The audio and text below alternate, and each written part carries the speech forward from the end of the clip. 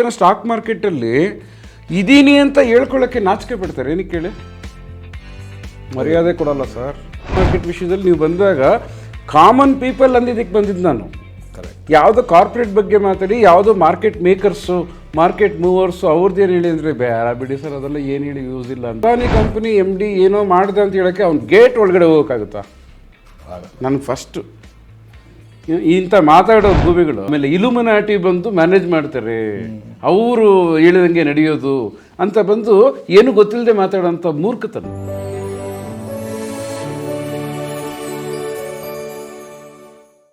ಸರಿ, ಗ್ಯಾಮ್ಲಿಂಗ್ ಬಗ್ಗೆ ನೀವು ಮಾತಾಡ್ತಾ ಇದ್ರಿ. ನೀವು 25 years ಬ್ಯಾಕ್ ಒಂದು ಬುಕ್ ಬರೆದಿದ್ರಿ, ಫೇಕ್ ಕರೆನ್ಸಿ, ಕೋಟಾ ನೋಟ್ಗಳ ಬಗ್ಗೆ, ಕೋಟಾ ನೋಟು ರಹಸ್ಯಗಳು, ಆಮೇಲೆ ಬ್ಲ್ಯಾಕ್ ಮ್ಯಾಜಿಕ್ ಮೂಢನಂಬಿಕೆಗಳು ಅಂತಾನು, ವಿಜ್ಞಾನವೋ ಪವಾಡವೋ ಅಂತ. ಹೌದು, ಓಕೆ. ಅವೆರಡು ರೀಸೆಂಟಾಗಿ ಓದಿದ್ದೆ ನಾನು. ಈಗ ಸಿಕ್ಕತ್ತಾ? ಸಿಕ್ತು ಬುಕ್ಕು. ಅದೆಲ್ಲ 90s. ಹೌದು, ಓದಿದ್ದು ತುಂಬ ಚೆನ್ನಾಗಿ ಬರ್ದಿದ್ದೀನಿ. ಆಮೇಲೆ ಅದ್ರ ಮೇಲೆ ಸಿಕ್ಕಾಪಟ್ಟೆ ನಾಲೆಜ್. ಇದೇ ಥರನೇ ನೀವು ಇವಾಗ ಗ್ಯಾಮ್ಲಿಂಗ್ ಬಗ್ಗೆ ಏನು ಹೇಳಿದ್ರಿ, ಈ ಥರ ಫೇಕ್ ಕರೆನ್ಸಿ ಇಲ್ಲೂ ಸಿಕ್ಕಾಪಟ್ಟೆ ನೀಟಾಗಿ ಎಕ್ಸ್ಪ್ಲೈನ್ ಮಾಡಿದ್ರಿ. ಆಮೇಲೆ ಆ ಮೂಢನಂಬಿಕೆಗಳು ಅದ್ರ ಮೇಲೆ ತುಂಬ ಚೆನ್ನಾಗಿ ಹೇಳಿದ್ರಿ. ಗ್ಯಾಮ್ಲಿಂಗ್ ಮೇಲೆ ಏನಾದ್ರು ಬರ್ದಿದ್ದೀರಾ? ಇಷ್ಟೊಂದು ಹೇಳಿದ್ರಲ್ಲ. ಇಲ್ಲ, ಗ್ಯಾಮ್ಲಿಂಗ್ ಮೇಲೆ ಬರ್ದಿಲ್ಲ, ಬುಕ್ ಬರ್ದಿತ್ತು, ಅದು ಪಬ್ಲಿಷ್ ಮಾಡಿಲ್ಲ. ಇನ್ನು ಸುಮಾರು ಒಂದು 40-50 ಬುಕ್ಕು ಬರ್ದಿದ್ದು ಬಂದು ಪಬ್ಲಿಷ್ ಮಾಡಿಲ್ಲ. ಅವಾಗೆಲ್ಲ ಪಬ್ಲಿಷ್ ಮಾಡೋಕ್ಕೆಲ್ಲ ಸಿಕ್ಕಾಪಟ್ಟೆ ಕಾಸ್ಟ್ ಸರ್. ಇವತ್ತೇನೋ ಅಮೆಝಾನ್ ಕಿಂಡ್ಲೆ ಅಂದ್ಬಿಟ್ಟು ಯಾವ್ದು ಹಾಕೋರು ಅಲ್ಲಿ ಏನು ವೆರಿಫಿಕೇಷನ್ ಇಲ್ಲ, ಏನೂ ಇಲ್ಲ, ಯಾರೂ ಸೆಲೆಕ್ಟ್ ಮಾಡಲ್ಲ, ನಾವೇ ಬರೆಯೋದು. ಏನೋ ಒಂದು ಫಾರ್ಮೆಟ್, ಕಿಂಡ್ಲೆ ಫಾರ್ಮೆಟ್ ಮಾಡಿಬಿಟ್ಟು ಹಾಕ್ಬಿಟ್ಟು ಅಂಥದ್ದಿದೆ. ಅವಾಗ ಅದಿಲ್ಲ. ಅದು ಗ್ಯಾಮ್ಲಿಂಗ್ ಮೇಲೆ ನಾನು ಆ್ಯಕ್ಚುಲಿ ಗ್ಯಾಮ್ಲಿಂಗ್ ಮೇಲೆ ಅಂದರೆ ಈ ಪೊಲೀಸ್ ಇದೆಯಲ್ಲ, ಪೊಲೀಸ್ ಡಿಪಾರ್ಟ್ಮೆಂಟ್ ಅವ್ರಿಗೆ ಅವೇರ್ನೆಸ್ ಕೊಡೋದು.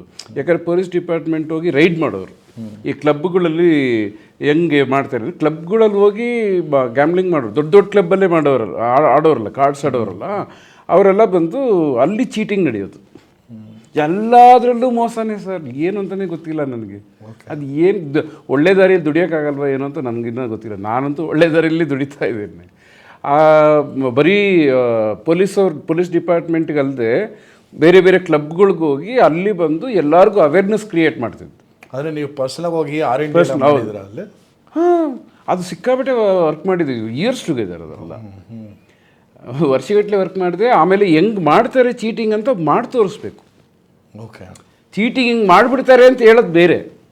ಇವಾಗ ಸ್ಟಾಕ್ ಮಾರ್ಕೆಟಲ್ಲಿ ಸ್ವಲ್ಪ ಜನ ಹೇಳ್ತಾರೆ, ಸ್ಟಾಕ್ ಮಾರ್ಕೆಟಲ್ಲಿ ಆವಾಗಲೇ ನಾನು ಒಂದು ಇನ್ಫಾರ್ಮೇಷನ್ ಕೊಟ್ಟೆ, ಕಾರ್ಪೊರೇಟ್ ಕಂಪನಿಗಳು ಏನು ಆಟ ಆಡುತ್ತೆ, ಕಾರ್ಪೊರೇಟ್ ಕಂಪನಿ ಕೈಗಳಲ್ಲಿದೆ, ಆಮೇಲೆ ಇಲುಮಿನಾಟಿ ಬಂದು ಮ್ಯಾನೇಜ್ ಮಾಡ್ತಾರೆ, ಅವರು ಹೇಳಿದಂಗೆ ನಡೆಯೋದು ಅಂತ ಬಂದು ಏನು ಗೊತ್ತಿಲ್ಲದೆ ಮಾತಾಡೋಂಥ ಮೂರ್ಖತನ. ಇದರಲ್ಲಿ ಹಂಗಾಗಲ್ಲ. ನಾನು ಕಲಿತು ಏನು ಗ್ಯಾಮ್ಲಿಂಗ್ ಅಂದರೆ ಒಂದು ಎಕ್ಸಾಂಪಲ್, ಕಾರ್ಡ್ಸ್ ತಗೊಳ್ಳಿ, ಪ್ಲೇಯಿಂಗ್ ಕಾರ್ಡ್ಸ್, ಇದು ಸ್ಪೀಡ್ ಕಾರ್ಡ್ ಅಂತಾರಲ್ಲ, ಈ ಸ್ಪೀಡ್ ಕಾರ್ಡ್ನ ನಾನು ಆಟ ಆಡೋದ್ರಿಂದ ಕಲಿತು ನಾನು ಕ್ಲಬ್ ಬಿಟ್ಟಿದ್ದೆ ಒಂದು 1989. ಓಕೆ, 1980 ಕಾರ್ಡ್ಸ್ ಕ್ಲಬ್ಬು ರನ್ ಮಾಡಿದ್ದೀನಿ, ಕ್ಯಾರಮ್ ಕ್ಲಬ್ ರನ್ ಮಾಡಿದ್ದೀನಿ ನಾನು. ಸೊ ಅದೆಲ್ಲ ಕಲಿತು ಆಮೇಲೆ ಅದರಲ್ಲಿ ಹೆಂಗೆ ಚೀಟ್ ಆಗುತ್ತೆ, ಆ ಚೀಟ್ನ ಹೆಂಗೆ ಪ್ರಿವೆಂಟ್ ಮಾಡೋದು, ಚೀಟಿಂದ ನಾವು ಚೀಟ್ ಆಗದೆ ಹೆಂಗೆ ಎಸ್ಕೇಪ್ ಆಗೋದು ಅನ್ನೋದೆಲ್ಲ ಕಂಪ್ಲೀಟ್ ಪ್ರೋಗ್ರಾಮು. ಹೆಂಗೆ ಮ್ಯಾಜಿಕ್ ಶೋ ಮಾಡ್ತಿದ್ನು, ಹೆಂಗೆ ಈ ವಿಜ್ಞಾನವೋ ಪವಾಡಗಳ ರಹಸ್ಯ ಬಯಲು ಅಂತ ಮಾಡ್ತಾಯಿದ್ದೆ ಅವಾಗ. ನಾನು 1980s 90s ಸ್ಟಾರ್ಟ್ ಮಾಡಿ ಅವಾಗ ಮಾಡ್ತಾಯಿದ್ದು. ನಮ್ಮ H. Narasimhaiah ಅವರಿದ್ದರು, national college ಚೇರ್ಮನ್ನು.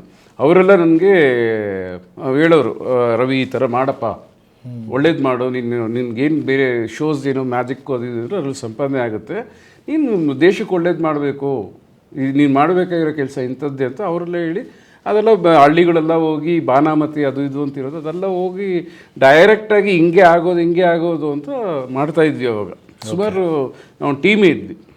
ಅದ್ರಲ್ಲಿ main part ನಂದಿರೋದು.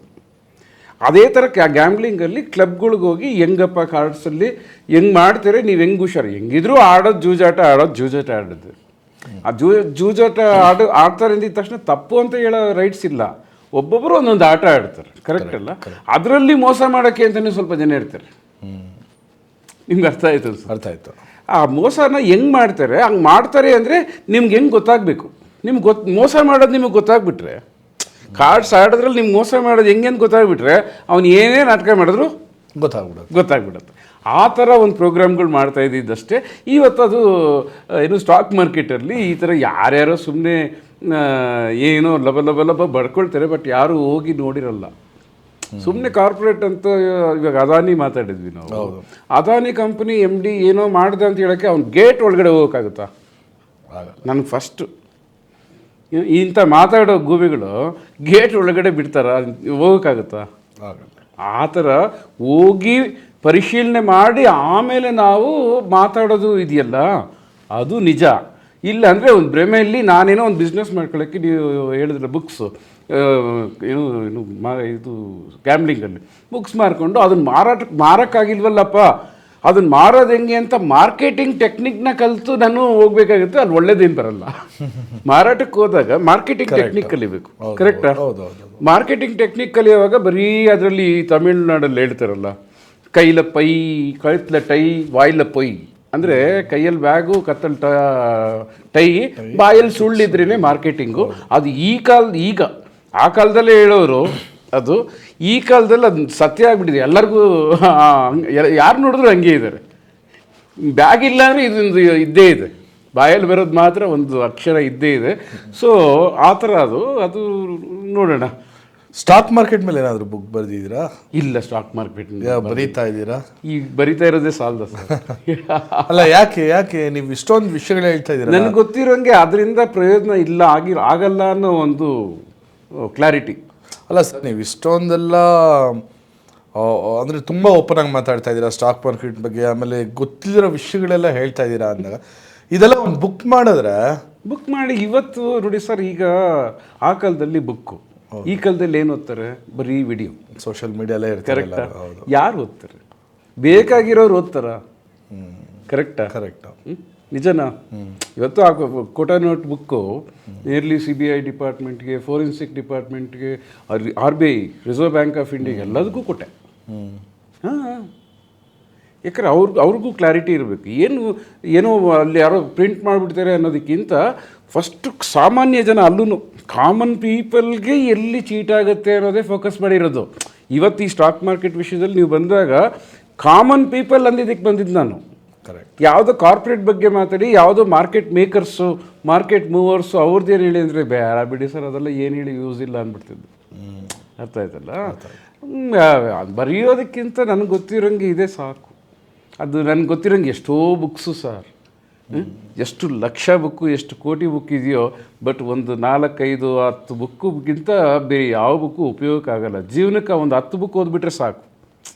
Bhagavad Gita, Bible, Quran, ಈ ಥರದ್ದೆಲ್ಲ ಇದೆಯಲ್ಲ, ಅದಕ್ಕಿಂತ ಒಂದು ಬುಕ್ ಒಬ್ಬ ಬರೆಯೋಕ್ಕಾಗುತ್ತಾ ಸರ್?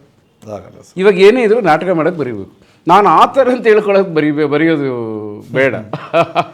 ಕರೆಕ್ಟ್ ಅಲ್ಲ ಸರ್? ಇವಾಗ ಇಷ್ಟೆಲ್ಲ ವಿಷಯ ಮಾತಾಡೋದ್ವಲ್ಲ, ಈಗ ಒಬ್ಬ ಕಾಮನ್ ಪರ್ಸನ್ಗೆ ಈ ಸ್ಟಾಕ್ ಮಾರ್ಕೆಟ್ ನಿಜವಾಗ್ಲೂ ಸಹಾಯ ಮಾಡುತ್ತಾ ಇಲ್ಲ ಏನೋ? ಅಂದರೆ is it good for a common man or not?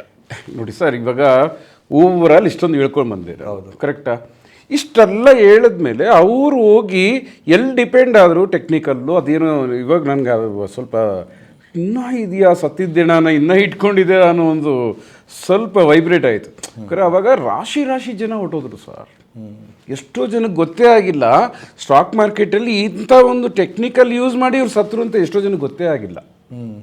ಅವು ಹೇಳ್ಕೊಳಕ್ಕೆ ಎಲ್ಲಿ ಈ ಸ್ಟಾಕ್ ಮಾರ್ಕೆಟಲ್ಲಿ ಯಾರು ಹೇಳ್ಕೊಳ್ತಾರೆ? ಎಷ್ಟೋ ಜನ ಸ್ಟಾಕ್ ಮಾರ್ಕೆಟಲ್ಲಿ ಇದೀನಿ ಅಂತ ಹೇಳ್ಕೊಳ್ಳೋಕ್ಕೆ ನಾಚಿಕೆ ಪಡ್ತಾರೆ. ಏನಕ್ಕೆ ಹೇಳಿ? ಮರ್ಯಾದೆ ಕೊಡಲ್ಲ ಸರ್. ಸರ್, ಅಂಥ ಪರಿಸ್ಥಿತಿಗೆ ಈ ಟೆಕ್ನಿಕಲ್ ತಂದಿಟ್ಟಿರುತ್ತೋ ಜನ ಏನು ಮಾಡ್ತಾರೆ ಸರ್? ಅವ್ರಿಗೇನು ಗೊತ್ತು? ಈ ಟೆಕ್ನಿಕಲ್ಲು ಹೋಗಿ ನೀವು ಬ್ಯಾಂಕು ಒಂದು ಯಾವುದ್ರಲ್ಲೋ ಹೋಗಿ ಲೋನ್ ಕೇಳಿ, ಈ ಸ್ಟಾಕ್ ಮಾರ್ಕೆಟಲ್ಲಿ ನಾನು ಟ್ರೇಡಿಂಗ್ ಮಾಡ್ತೀನಿ, ನಾನು ಇನ್ವೆಸ್ಟರು ಅಂತ ಕೇಳಿ ಫಸ್ಟ್ ಓಡಿಸ್ತಾರೆ. ಆ ಥರ ಸೇರಿಸಲ್ಲ. ಅಷ್ಟು ಮರ್ಯಾದೆ ಉಳಿಸ್ಕೊಂಡಿರೋ ಟೆಕ್ನಿಕಲ್ ಕೊಟ್ಟಿರೋ ಕಿರೀಟ ಸರ್ ಸ್ಟಾಕ್ ಟ್ರೇಡರ್ಗಳಿಗೆ, ಸ್ಟಾಕ್ ಇನ್ವೆಸ್ಟರ್ಗೆ ಈ ಟೆಕ್ನಿಕಲ್ಲು ಸ್ಟ್ರಾಟಜಿ ಕೊಟ್ಟಿರೋ ಕಿರೀಟ ಯಾರು ನೋಡಿದ್ರು ಉಗಿಯೋಂಥ ಕಿರೀಟ. ಅಂಥದ್ದು ಯಾಕೆ ಉಪಯೋಗಿಸ್ಬೇಕು ಅಂತೀನಿ ನಾನು. ಸೊ ಹಂಗೆಲ್ಲ ಇರಬೇಕಾದ್ರೆ ಸ್ಟಾಕ್ ಮಾರ್ಕೆಟ್ ಒಳ್ಳೇದಾ ಕೆಟ್ಟದ್ದಾ ಅಂತ ಕೇಳ್ತಾರೆ. ಕರೆಕ್ಟಾ? ಹೆಂಗೆ ಸರ್ ಸ್ಟಾಕ್ ಮಾರ್ಕೆಟ್ ಜವಾಬ್ದಾರಿ ಆಗುತ್ತೆ? ನಿಜ ನಿಮಗೆ ಅರ್ಥ ಆಗಬೇಕು. ಏನಂದರೆ ಒಂದು ಬಿಡಿಸಿ ಅರ್ಥ ಮಾಡ್ಕೊಳ್ಳಿ. ಸ್ಟಾಕ್ ಮಾರ್ಕೆಟ್ ಬೇರೆ, ಸ್ಟಾಕ್ ಮಾರ್ಕೆಟ್ ಏನಕ್ಕಿದೆ? ಸ್ಟಾಕ್ ಮಾರ್ಕೆಟ್ ಬಂದು ಎಲ್ಲರಿಗೂ ಏನು ಬೇಕು ಅದು ಬಂದು ಒಂದು ಹೇಳ ಸ್ಟಾಕ್ ಮಾರ್ಕೆಟ್ ಬಂದು ಇವನು ಕಾಮನ್ ಪರ್ಸನ್ನು, ಇವನು ಗ್ರೇಟ್ ಪರ್ಸನ್ನು, ಇವನು ಹೈಯೆಸ್ಟ್ ಸೊಸೈಟಿಲಿರೋನು, ಇವನು ಬಂದು ಕೀಳು ಜನ, ಅವನು ಬಂದು ಮೇಳು ಜನ ಅಂತ ಅದು ಗೊತ್ತಿಲ್ಲ. ಕರೆಕ್ಟ್, ಗೊತ್ತಾಗಲ್ಲ. ಹೆಂಗೆ ಗೊತ್ತಾಗುತ್ತೆ? ಅದು ಎಲ್ಲರಿಗೂ ಒಂದೇ ಥರ ಇರುತ್ತೆ. ಅಲ್ಲಿಂದ ನಾವು ಅದು ಕೊಡೋಂಥ ಸಂಪಾದನೆ ಮಾಡಿಕೊಂಡು ಬದುಕಬೇಕು ಅನ್ನೋ ಕಾಮನ್ ಸೆನ್ಸ್ ನಮಗಿರಬೇಕು. ಅದಕ್ಕೆ ನಾನು ಕಾಮನ್ ಸೆನ್ಸ್ ಮ್ಯಾನೇಜ್ಮೆಂಟ್ ಅಂತ ಹೇಳಿದೆ. ಅದು ಕೊಡೋದು ರಿಸ್ಕ್ ಅಂತ ನೀವು ಯಾಕೆ ಅರ್ಥ ಮಾಡ್ಕೊಳ್ತೀರಾ? ಅದು ಕೊಡೋವಂಥದ್ದನ್ನು ಎಂಜಾಯ್ ಮಾಡಿ ಜೀವನನ ಚೆನ್ನಾಗಿ ನಡ್ಸ್ಕೊಂಡು ಹೋಗೋವಂಥದ್ದು ಇರಬೇಕು. ಕರೆಕ್ಟ್ ಅಲ್ವಾ? ಸೊ ಇಲ್ಲಿ ಬಂದು ಸ್ಟಾಕ್ ಮಾರ್ಕೆಟ್ ಒಳ್ಳೇದಾ ಕೆಟ್ಟದ್ದಾ ಅನ್ನೋ ಒಂದು ಪ್ರಶ್ನೆಗೆ ಜಾಗನೇ ಇಲ್ಲ ಅಂತ ನನ್ನ ಒಂದು ಒಪಿನಿಯನ್. ಅದರಲ್ಲಿ ಇನ್ ಕೇಸ್ ನೀವು ಟೆಕ್ನಿಕಲ್ ಒಳ್ಳೇದಾ ಕೆಟ್ಟದ್ದಾ ಅಂತ ಕೇಳಿದ್ರೆ ಅದ್ರ ಮೇಲೆ ನಾನು ಸ್ವಲ್ಪ ವರ್ಕ್ ಮಾಡಿಬಿಟ್ಟೆ ಬಂದು ಹೇಳಬೇಕು.